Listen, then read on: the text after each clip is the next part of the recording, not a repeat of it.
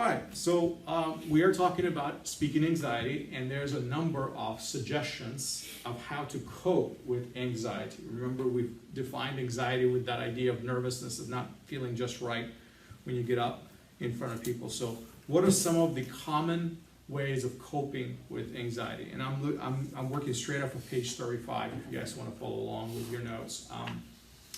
So page 35, the authors suggest several things. Number one, they say, most importantly, develop realistic expectations.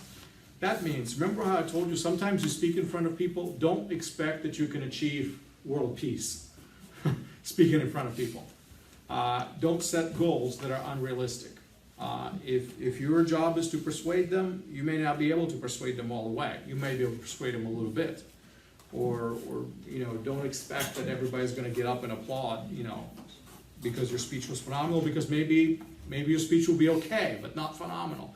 So if you set realistic expectations, most likely you will not be disappointed.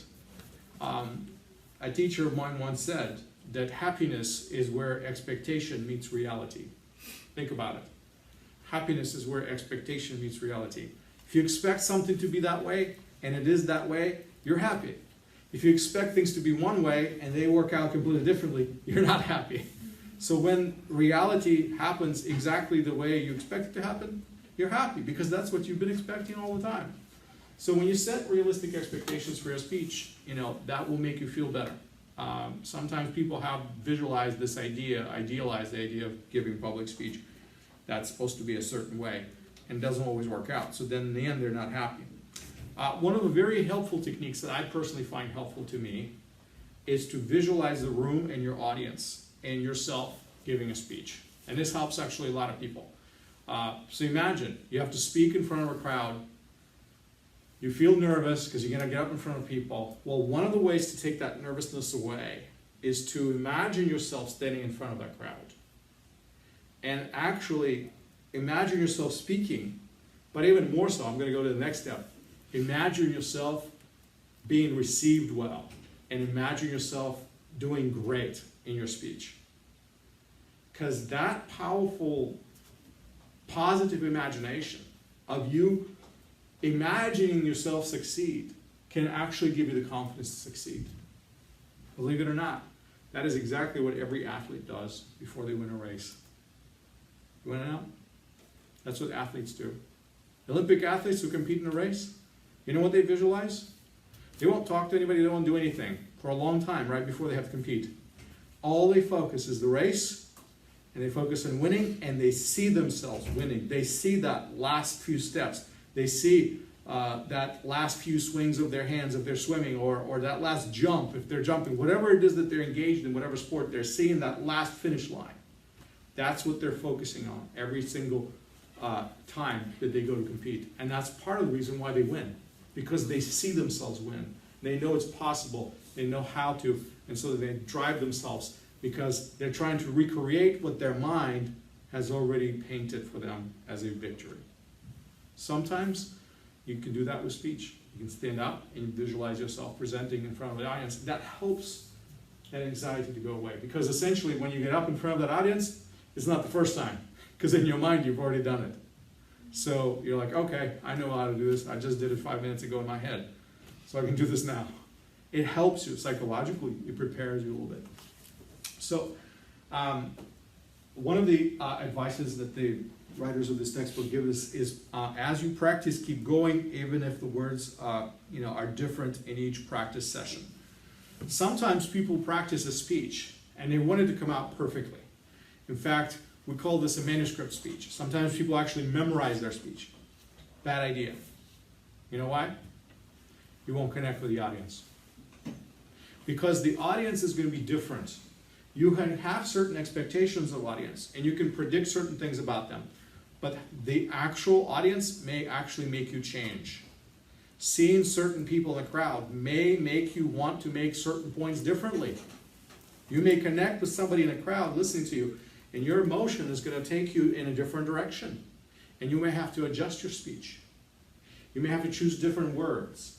And that's why you can't just get stuck on, I'm going to say it this way, and that's how I'm going to say it, and that's it. And then you don't say it that way, and you're disappointed. No, you have to be able to be flexible. You have to say, that is the point I want to get across. How I get across that point is not as important, the fact that I do get across that point. So here's the plan, how I'm going to do it. But sometimes you have to realize that that plan will go out the window. And so, when you practice a speech and you kind of write out what you want to say, first time you say it, you said it that way. Second time you say it a little bit differently. And that's okay, because in your mind, that speech has already changed. Because you've already given that once. That one practice, first run, has already changed it. So don't expect that you're going to be perfect and it's going to be just, you're just like learning the lines in a movie or something like that. That's not actually how it is. That's what makes a live speech. It's dynamic. It changes a little bit. Now, another advice they give is spend extra time rehearsing your introduction. I will tell you the truth that in a speech, introduction is probably the most important part of the speech. I know people don't think about it that way. People think that, what's most important to speech? Well, it's what I'm going to tell them, right? Well, the truth is, in a Western speaking tradition, introduction is where you tell them what you're going to tell them. Okay? So essentially, if you want to think about speech this way, speech can be broken up kind of in this three ideas. First is your introduction. And in your introductions, you tell them what you're going to tell them. In your introduction, you introduce, right? So in your introduction, you say, this is what I'm going to say. Then you have your body. Okay? And in your body, you say what you promised in the introduction you were going to say. Okay? And the third part is called conclusion, or sometimes called closing, just close. In the close, you say, I promised you I was going to say that, I said that, and there we go. You see, you reiterate what you've already said. In the conclusion, you don't actually say anything new. You're just saying, this is what I'm going to say, now I'm saying it, this is what I have said. You're laughing, that's funny, but that's actually how most successful speeches look. That's exactly what they look like. And why is it so important? Because remember, we're talking about repetitiveness, reiteration. If you repeat your point 3 times, in your introduction and in your body, sometimes multiple times, and then your conclusion, you close with it, guess what people are going to walk away with? That point that you wanted to make. That's what they're going to walk away with. Now that's effective speech. Now it doesn't mean that other people don't try to speak a different way, but this is a very common way of sort of say presenting what you want to articulate. And so what you want to spend extra time rehearsing is your introduction. Your intro is what grabs people's attention. It's what pulls them in. If you fail right here, the rest is gone. They're not going to listen to this part. Because you know what they're doing? They're checking their email, they're browsing their Facebook, their Twitter, whatever they're doing. They're checked out. That part right here failed. So they're not listening for the rest. They're gone. So that's why in the introduction, if you don't capture the attention of your listeners, that's it. The whole speech is blown. And that's why the authors of the books say, spend extra time practicing your introduction. And the more confident you are with your introduction, because introduction is the most crucial part of the speech, the more you will be able to relax. Because you got it nailed, you don't have to worry. You don't have to stress out. Then you're relaxed. You're like, okay, I got this. The most important and most difficult part of a speech is the beginning. So if you feel very comfortable in the beginning, guess what you're going to feel like in the middle of it? Even more comfortable. Okay, you got through the hardest part. Okay? And that's the introduction. Now, the next point they make is that don't forget the conclusion of your speech. Now, a lot of people make a very common mistake. They have a great introduction. They have a wonderful body, okay, where they give you all sorts of information, you know, but then they cannot conclude the speech. They can't, what we call, land the plane. We call this landing the plane in the industry. It's like you took off. That was great. You got to the place where you're going. Now you got to land the plane, and you don't land it. You just crash it. Okay, that's not good. You got the people, You gave them all this good stuff. Now they're ready to listen to you, what it is that you want me to do with everything that you said. So what? You know, this is the so what point. You know, so what? And you don't give them the so what. So your speech goes where? Nowhere. Because you give them a bunch of information, but what am I supposed to do with that information? I don't know. That was nice. Now I forget it, you know. So your conclusion, your closing statement, if you forget it, then everything else that you've succeeded on actually doesn't matter. Because you may have made your point, but you didn't state it, you didn't reiterate it in the end. And people can forget what it is about, or what it is that you want me to do, right? So, there's another great advice right here that I think is really, really good. It says, a few minutes before your speech, redirect some of your nervous energy. Okay, this I have observed a number of people do, very interestingly. Breathing is important. So breathing during a speech, breathing before the speech, setting a certain rhythm of breath is very important. Now, some people they get nervous, they get tense before they speak. This could be a performance, a musical performance, the same thing. You get in front of people and you're like, okay, I got to play this, and my fingers are getting all sweaty, and I'm shaking, and I'm nervous, I can't do this. So what do? You take out that nervous energy and work it out.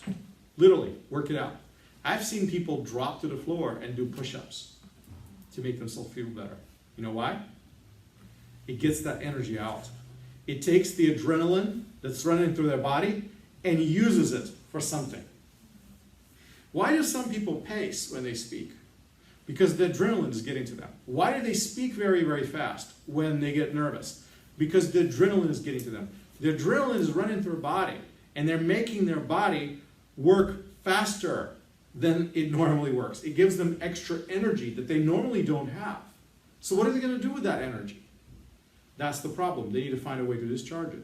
So one of the ways of discharging that energy is doing a simple exercise or a quick little walk right before you speak, doing something. So I've seen people who have these kind of interesting rituals right before they speak. They'll do a few push-ups or something like that to get that nervousness out. And then the stress goes off and they're relaxed. Why? Because they just discharged that extra energy that kind of pinned up inside of them. So anyway, that's one of the things. But breathing helps. Breathing with specific pauses, breathing in deeply and out, breathe in and out deeply helps a lot too. It creates a certain physiological release in your body once again. Some people do forget to breathe as they speak. So one of the advices is breathe deeply on your note cards. Because some people do. They speak and they race and they talk like this, and they don't take breaths in between their points. And that makes them sound very anxious. It makes the crowd feel very uncomfortable, like this person is running out of breath just talking to me, And it also makes them feel terrible physiologically. They are not catching enough breath. So one of the things that a lot of people struggle with, myself included, is you have to monitor your negative thoughts. There are thoughts that are running through your mind as you're delivering a speech all the time. I don't know if you realize this or not, but your mind is actually capable of doing multiple things at the same time. You can be delivering a speech, and you've rehearsed it, and you know what you want to say, and you're saying it, but as you're pronouncing the words, a thought is running through your head that is completely unrelated to those words. That is a completely side thought that's going through your mind.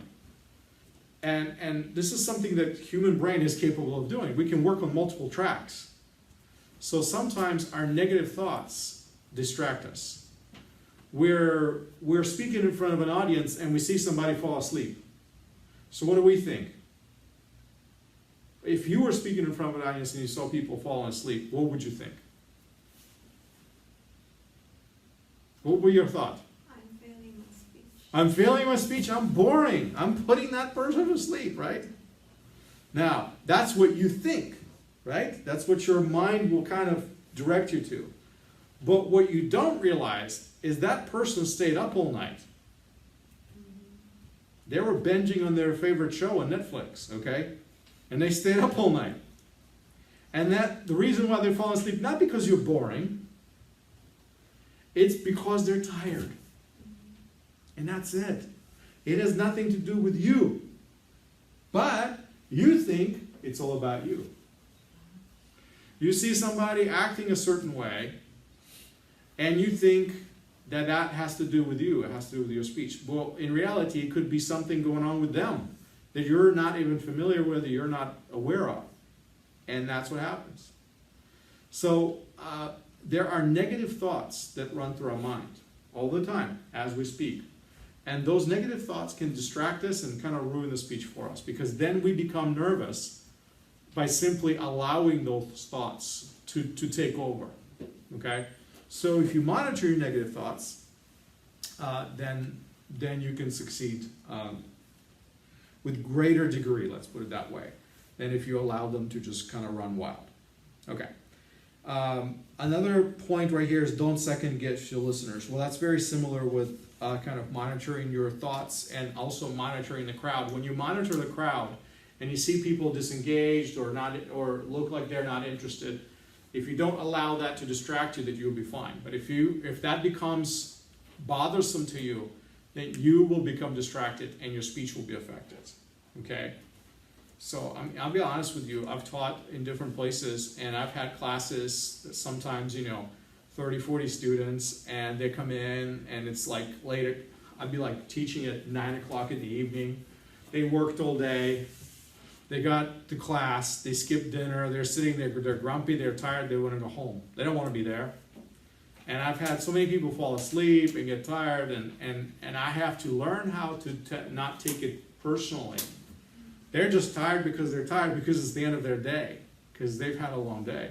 And it's not that I am a terrible presenter. It's not I'm doing my job well, it's just they're tired. And so you have to learn to allow your audience not to distract you, and just, do your job. You know what you're doing, you got your speech, and you do it regardless of what people are, what appears to you like whether they're interested or not interested. So, and then another point that I've already mentioned myself that's very helpful to me is think about talking to individuals. Rather than speaking to a whole crowd, you pick out certain individuals in the crowd that you focus on from time to time, and that becomes your audience. You're speaking to one person for that minute, for that 30 seconds, wherever you're speaking to that one person in that room. Everybody else is there, but they're not relevant because you're not focusing on them. So that's one of the techniques that you can use, again, to focus yourself and to discharge some of the anxiety and to help you stay on track. All right, now let's review a little bit of what happens after the speech. A lot of times people, they get done with their speech and they get very critical of themselves, because I'll tell you the truth, we are the worst critics of ourselves. There's nobody in this room that's going to be as critical to you as you are going to be to yourself. Especially if you do a video of yourself speaking. You're going to be so critical to yourself, which is why I always tell people do a video of yourself speaking, because they'll help you see everything that you do.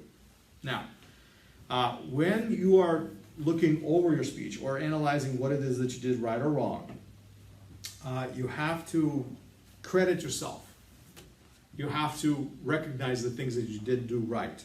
Because it's very easy to get negative and say, I did this wrong, I messed up on the introduction, I forgot that point in my body, and my conclusion was flat. You could say everything you did wrong, or you can highlight a few things that you did right. One of the techniques that I teach my kids all the time, they want to come home and they want to complain about stuff. And I tell them, that's fine, your complaints are good and they're valid. But for every 3 things that you say bad, I want you to think of 1 thing that's good. They'll come back and I say, how was your day? Oh, everything went terrible, this was bad, this was bad. I'm like, wait, okay. I want to hear 3 bad things and at least 1 good thing. And that's okay to be critical. Sometimes critical is what they need to do, but you have to keep it balanced, So I would say, balance on the positive And again, that helps you to move forward. Because remember, I said nobody's perfect. Nobody begins as a great speech, person. You always begin wherever you begin. And so if you focus on what you do well, and that becomes your strengths, then you find whatever weaknesses you may have, and you say, okay, next time I'm going to do this better. Next time I'm going to do that better.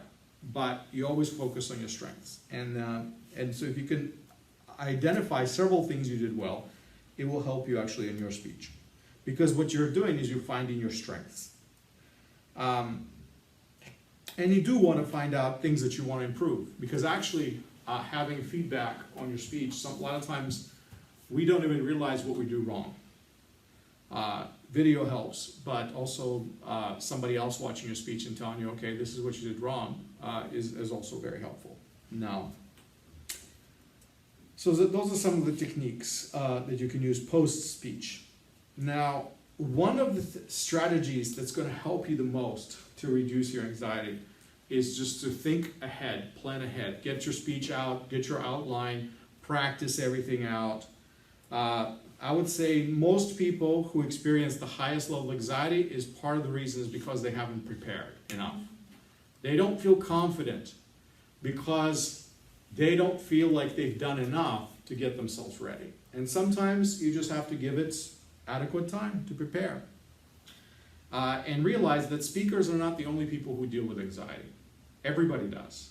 Every athlete that has to perform, has to run a race or do anything, they have anxiety. Every boxer that gets into a ring to box, they have anxiety. Every runner, every musician that has to perform. Think about a musician going in front of people. All these thousands of people, they have to sing a song. Do you not think that they don't have anxiety? They do. They do. How do they deal with it? How do you deal with anxiety? You know you're going to be performing in front of thousands of people. You have to sing a song. And what if your voice goes flat on this particular note? How you deal with it is you practice. And you get it so good that when you get up there, it's easy to do. And you make it look easy for everyone else. And people don't even realize that you're nervous because they can't tell you're nervous because you make it look easy. You make something so hard and so complicated look easy. So, like I said, actors, musicians, athletes, they all experience the same exact issues when they have to get up in front of a camera or perform in front of an audience. Everybody get that. People on TV, it's just people who give speeches are not the only people who get nervous. It's just that it's normal to have performance anxiety.